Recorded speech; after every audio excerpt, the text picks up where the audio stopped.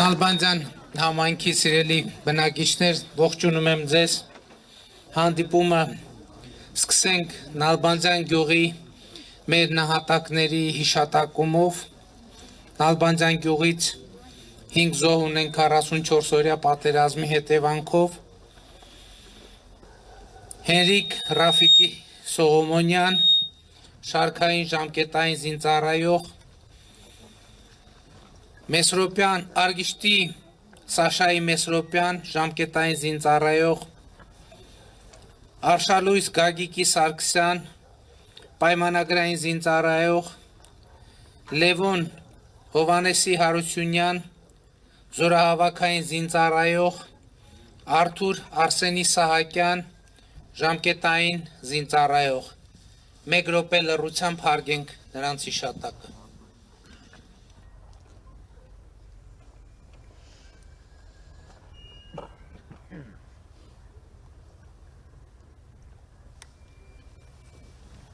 Շնորհակալություն։ Մենք պիտի պատասխանենք այն հարցին, թե ինչու ընկան մեր նահատակները։ Մեր նահատակները ընկան, որպեսզի Արցախ կանգուն մնա։ Որովհետև հակառակորդի նպատակը ռազմական ճանապարհով Ղարաբաղի հարցը լուծելն էր, եւ ակնհայտ է, որ դա չի ստացվել, որովհետև Արցախը թեկուզ վիրավոր, բայց կանգուն է, եւ մենք մեր նահատակների հիշատակը բարձր պահելու համար պիտի ավելի ուժեղացնենք եւ հզորացնենք Արցախը։ Երեք առաջի օրը որոշում կայացրեց Հայաստան համահայկական հիմնադրամի միջոցներով 110 միլիարդ դրամի մոտ շուրջ 200 միլիոն դոլարի բնականաշինական եւ ենթակառուցվածքային ծրագրեր կիրականացվեն Արցախում։ Եվ ես այս համատեքստում ուզում եմ ձեր ուշադրությունը հրավիրել մի փաստի վրա։ Հայաստան համահայկական հիմնադրամը ստեղծվել է 1992 թվականին։ 1992-ից մինչև 2020 թվական Հայաստան համահայկական հիմնադրամով հանգանակվել է մոտավորապես 313 միլիոն դոլար 92 թվականից մինչև 2020 թվականը։ Պատերազմի ընթացքում Հայաստան համահայկական հիմնադրամով հանգանակվել է մոտավորապես 220 միլիոն դոլար։ Այսինքն 28 տարվա ընթացքում հանգանակվածի մոտավորապես 70%-ը։ Եվ հիմա այն ծրագիրը, որ մենք պատրաստվում ենք իրականացնել Հայաստան համահայկական հիմնադրամով Արցախում, ըստ էության լինելու է կամ նույնական կամ ավելի մեծ ծրագիր, քան Արցախում նախկինում իրականացված բոլոր ծրագրերը միասին վերցրած։ Եվ մենք այսպիսի գործերով պետք է բարձր պահենք մեր նահատակների հիշատակը։ Մենք Հայաստանը պետք է կառուցենք նորովի։ Մենք չպետք է թույլ տանք, որ մեր նահատակների ժառանգները, հարազատները երբևէ մտածեն, թե նրանց զոհողությունները իզուր են եղել, եւ դրա պատասխանը պետք է լինի երջանիկ, ազատ, հզոր Հայաստանը, ազատ, հզոր, ինքնավստահ քաղաքացիներով։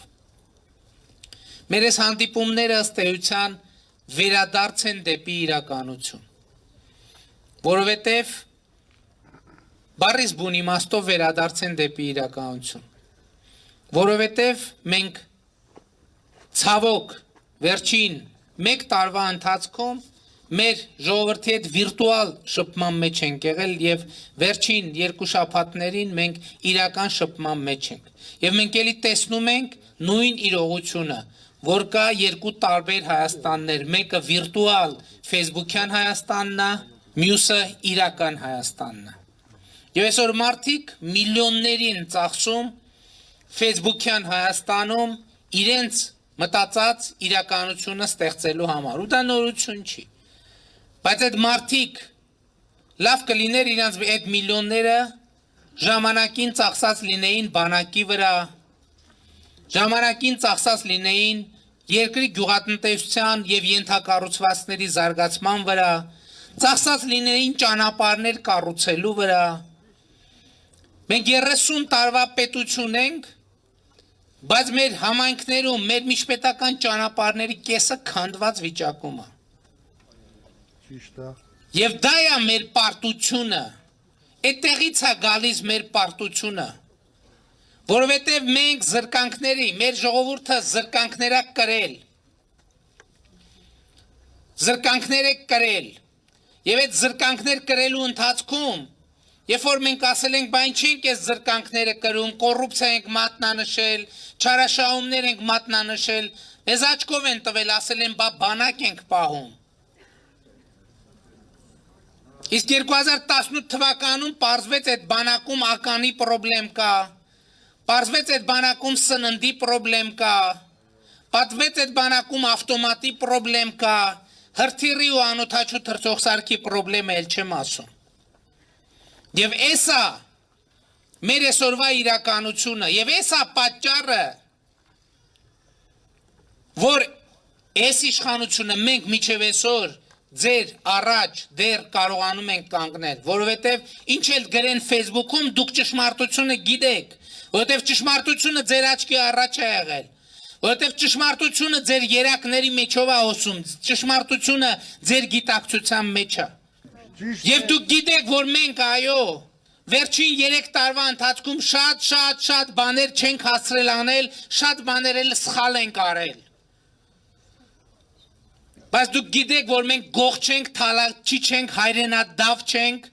հողծախող չենք, Ճիշտ է։ որովհետև մենք ձեզնից մեկն ենք, մենք ապրում ենք նենց ոնց որ դուք եք ապրում, մենք մտածում ենք նենց ոնց որ դուք եք մտածում, մենք սխալվում ենք նենց ոնց որ դուք եք մտածում, մենք շնչում ենք նենց ոնց որ դուք եք մտածում, դուք եք շնչում։ Եվ էսա պատճառը, որ ժողովրդի եւ կառավարության այս միությունը դեռ գոյություն ունի, եւ այդ միությունը ես ինչքան հասկանում եմ,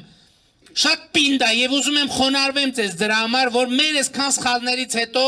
դեռևս մեզ հնարավորություն եք տալիս, որ մենք գանք ձեր առաջ, գանք կանգնենք, խոնարհվենք, մեր նահատակների շիրիմների առաջ ծնկի գանք։ Ես ուզում եմ ձեզ դրա համար շնորհակալություն հայտնեմ եւ ուզում եմ մեր բոլոր պատճառած հիասթափությունների համար ներողություն խնդրել ձեզանից, բայց եւ ուզում եմ նաեւ վստահություն հայտնել, որ հաղթած ժողովուրդը չի պարտվելու, երբեք չի պարտվելու։ Ձեզնից որևէ մեկը ինքը իրեն պարտված զգալու իրավունք չունի, որովհետև դուք բոլոր զրկանքները հանուն հաղթանակի կրել եք։ Կառավարություններն են պարտվել, որ ձեր կրած զրկանքները չեն կարողացել վերածել այնպիսի արդյունքի, որ այսօր Հայաստանի Հանրապետությունը այս վիճակում չլինի։ Գիտեք, այսօր Հայաստանի Հանրապետության հողերի 74%-ը չի ոռոգվում։ Դուք պատկերացնում եք, 74%-ը չի ոռոգվում։ Մի պայմաններում, երբ որ Հայաստանը ջրի պրոբլեմ չունի, ամեն տարի մեր լեռներում 7 միլիարդ խորանարդ մետր ջուր ձևավորվում է, որը գնում կորում է։ 30 տարվա ընթացքում մենք մի հատ նորմալ ջրամբար նույնիսկ չենք կարողացել կառուցել։ Հիմա մենք Փառք Աստծո 14 միլիարդ դրամի այս տարի ջրամատակարարման ոռոգման ծրագրեր ենք իրականացնում։ Մեր երկրում 7000 կիլոմետր միջպետական եւ համայնքային նշանակության ճանապարհ կա, որոնք գտնվում են բավականին վատ վիճակում։ Վերջին 2 տարվա ընթացքում մենք միջպետական, մինչ համայնքային եւ համայնքային նշանակության 1000 կիլոմետրից ավել ճանապարհ ենք նորոգել եւ այդ ամեն ինչը ձեր աչքի առաջ է եղել։ Եվ դուք տեսել եք եւ համոզված եմ, որ գիտեք, որ ինչ էլ ասեն, ինչքան էլ փորձեն այլ տեղեկություններ տարածել, դուք գիտեք, որ կոնկրետ մեր իմ ընտանիքի բարեկեցության աստիճանը կամ եկամուտները վերջին 3 տարվա ընթացքում չեն ավելացել ամենևին։ Դուք գիտեք, որ մենք չենք գողացել ոչ մի կոպեկ։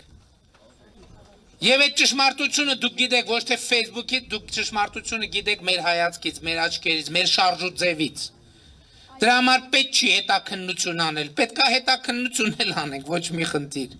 Բայց ես գիտեմ, որ դուք գիտեք։ Եվ շնորհակալ եմ դրա համար ձեզ, շնորհակալ եմ ու խոնարհվում եմ բոլորիդ առաջ։ Հիմա իրական Հայաստանի մասին, ինչ ասում իրական Հայաստանը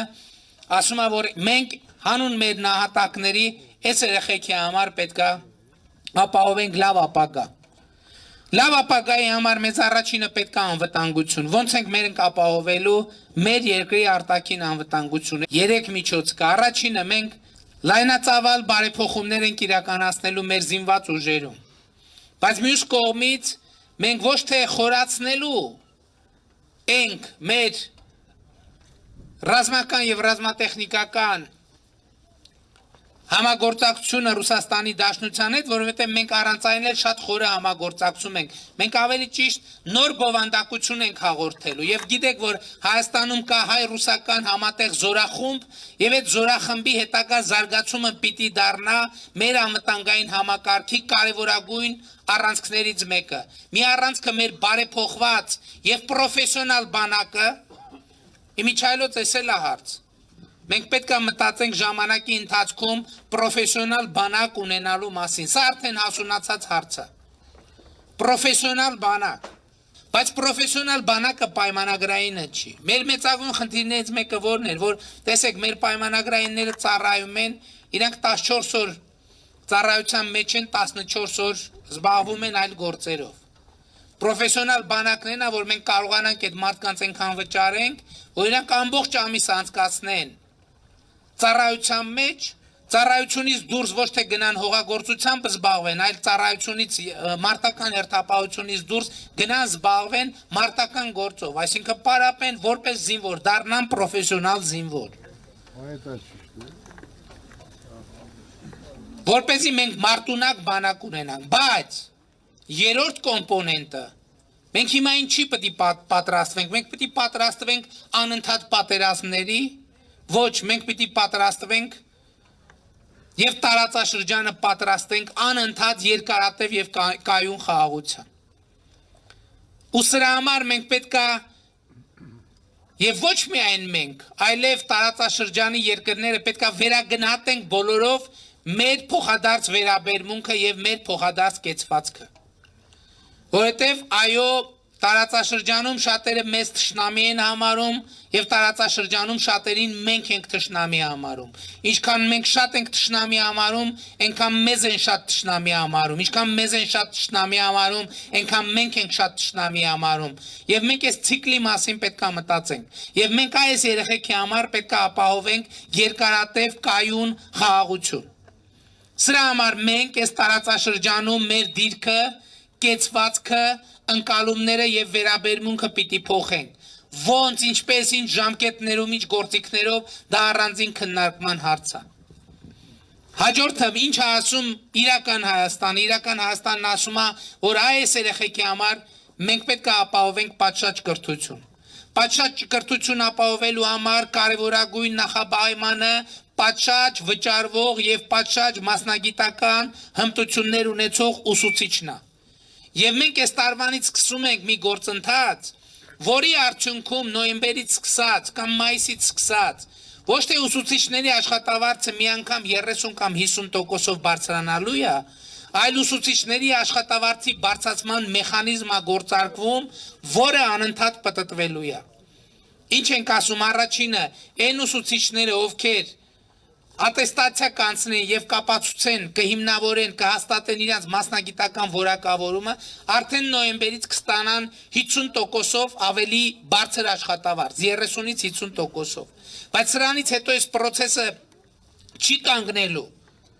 Այլ այդ ուսուցիչները շարունակելով իրենց աշխատանքը կարող են, այսպես ասած,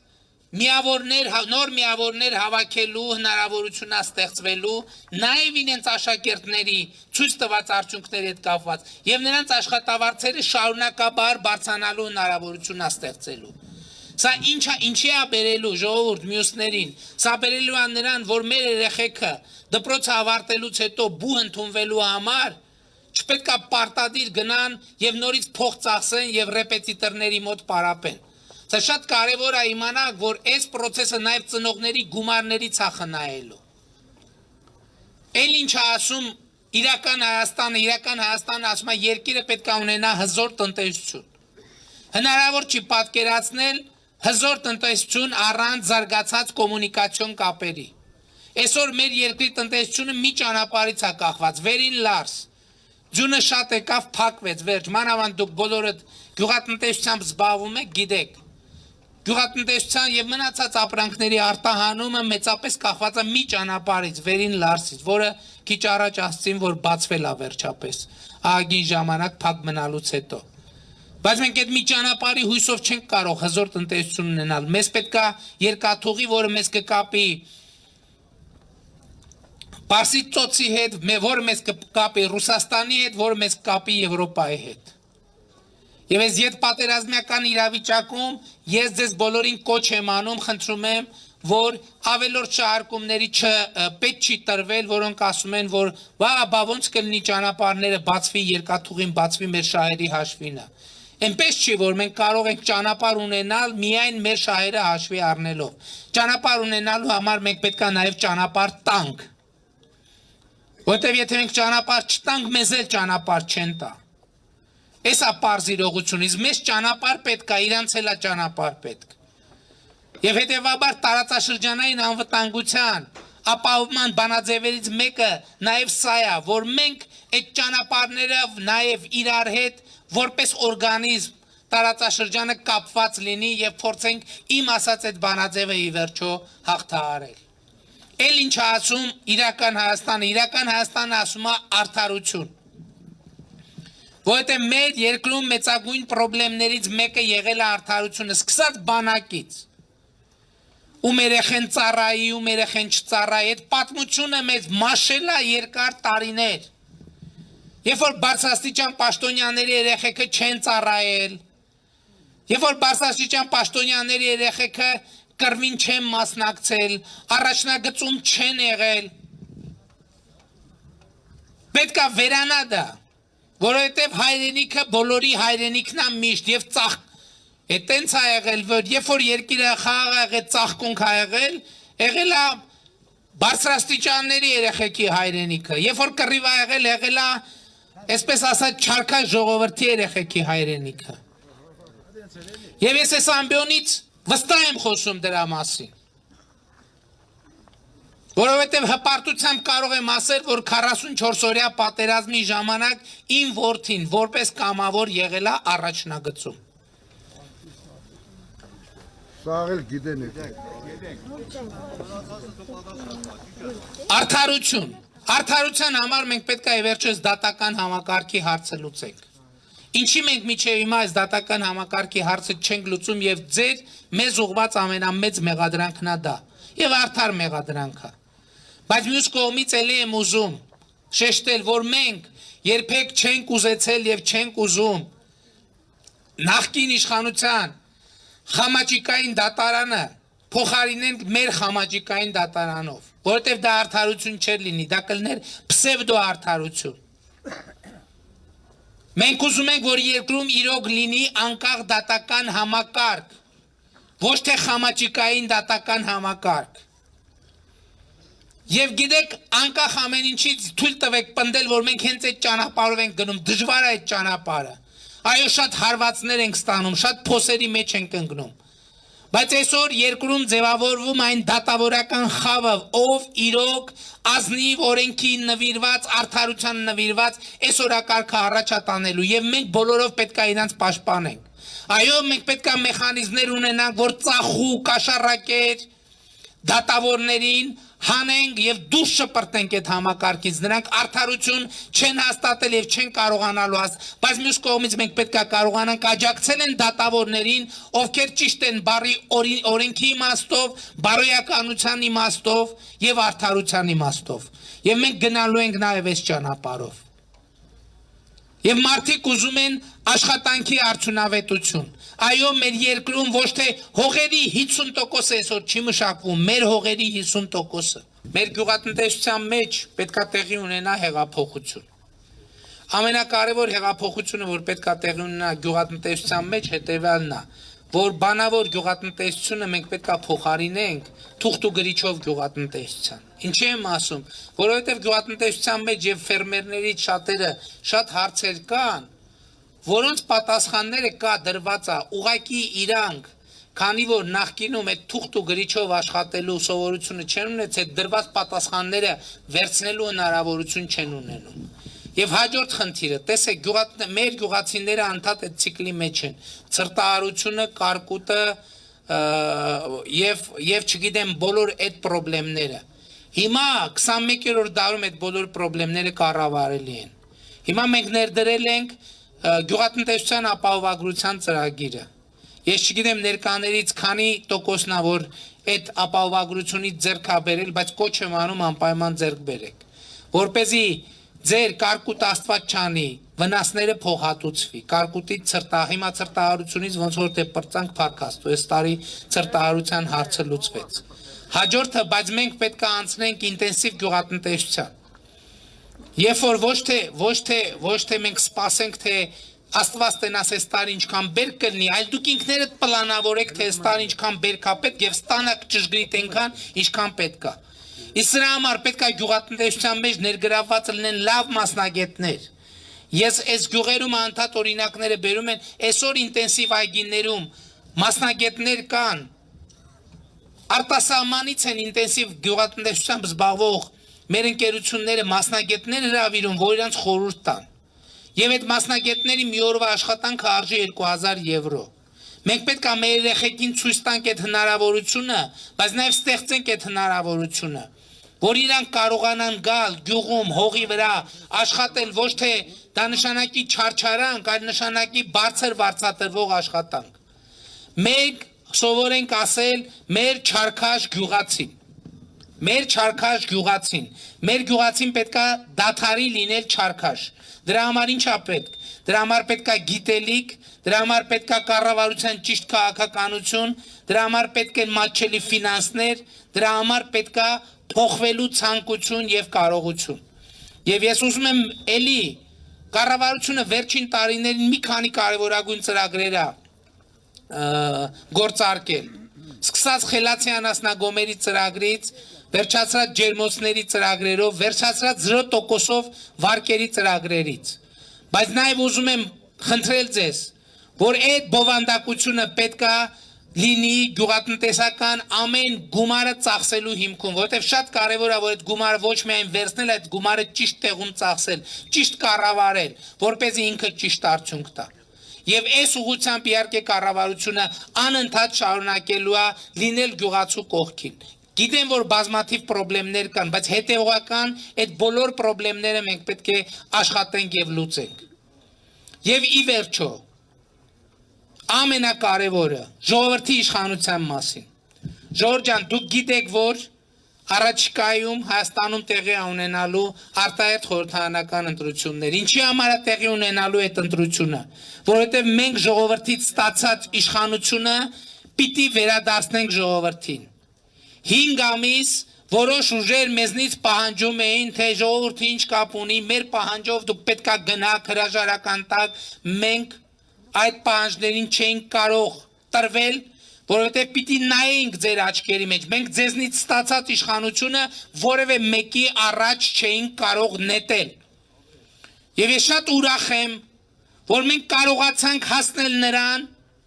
որ այդ թվում ընդդիմությունը ընդունեց եւ համաձայնվեց, որ ժողովուրդը, միայն ժողովուրդը պետք է որոշի, ով է ճիշտ, ով է սխալ այս պատմության մեջ, ով է դավաճան, ով է ոչ դավաճան այս պատմության մեջ, ով է թալանչի, ով թալանչի չի այս պատմության մեջ, ով պիտի լինի կառավարություն եւ ով չպիտի լինի կառավարություն այս պատմության մեջ։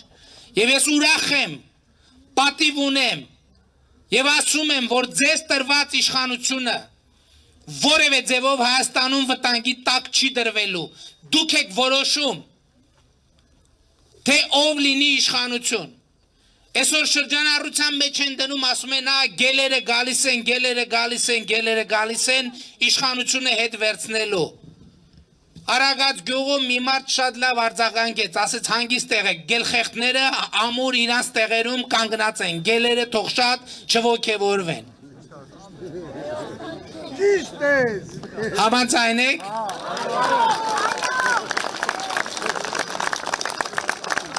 Եվ ուրեմն հունիսի 20-ի ընտրությունները լինելու է գելխեղտների հաղթանակը գելերի նկատմամբ։ Եվ այս տրամաբանությամբ եւ չթողեք որևէ գել կամ իրանց շակալները հանկարծ ձեզ մոտենան եւ որևէ այլ օրակարգ տանեն առաջ։ Ժողովուրդը հպարտ քաղաքացին ինչպես կանգնած է եղել իր հաղթանակի դիրքերում, այնպես էլ կանգնած է իր հաղթանակի դիրքերում։ Այո, Հայաստանը մենք պատերազմի ընթացքում արձանագրել ենք շատ դաժան պարտություն, բայց ելի ուզում եմ ասեմ, դուք իրավունք չունեք ձեզ պարտված զգալու, որովհետև պարտությունը իմն է։ Ես եմ այդ պարտության պատասխանատուն։ Եվ դուք իրավունք ունեք ինձնից ցանկացած պատասխան պահանջել այդ պարտության համար, բայց ամենամեծ պատասխանը այն է, որ դուք չեք պարտվել եւ դուք չեք պարտվելու, որովհետեւ Հայաստանի Հանրապետության հզոր հպարտ քաղաքացին, տեսեք դուք ինչ արեցիք։ Թվում էր թե վերջին 5 ամսվա ընթացքում ամեն ինչ երերում է եւ ամեն ինչ անկառավարելի է, բայց Հայաստանի Հանրապետության քաղաքացին իր հստակ պահվածքով հստակ արձանագրեց մի բան, որևէ մեկը չթպրտա, որովհետեւ քաղաքացու դեմ խաղ չկա։ Դուք եք որ թույլ չեք տվել, որ Հայաստանը վերածվի քաոսի։ Դուք եք որ թույլ չեք տվել Հայաստանում նոր հոկտեմբերի 27 տեղի ունենա։ Դուք եք որ թույլ չեք տվել, որ Հայաստանում նոր մարտի 1 տեղի ունենա։ Հայաստանում այլևս նոր հոկտեմբերի 27, նոր մարտի 1 տեղի չի ունենա։ Այո, բոլոր թալանչիները իրենց արժանի գնահատականը պիտի ստանան։ Մենք էլ պիտի ձեր առաջ պատասխան տանք մեր պատճառած բոլոր հիասթափությունների համար։ Եվ ես ուզում եմ ներողություն խնդրել ձեզանից մեր պատճառած բոլոր հիասթափությունների համար, բայց միևնույն ժամանակ ասում եմ, ինչպես նախկինում, այսօր էլ մենք պատրաստ ենք հող դառնալ մեր ժողովրդի ոտքերի տակ, որպեսզի մեր վրայով մեր ժողովուրդը քայլի դեպի այն ապագա, որտեղ այս երեխեքը պետք է լինեն ազատ, հզոր, արժանապատիվ եւ երջանիկ։ Եվ ուրեմն սիրում եմ բոլորիդ, հպարտանում եմ բոլորովդ եւ խոնարհվում եմ բոլորիդ առաջ։ Շնորհակալ եմ շատ։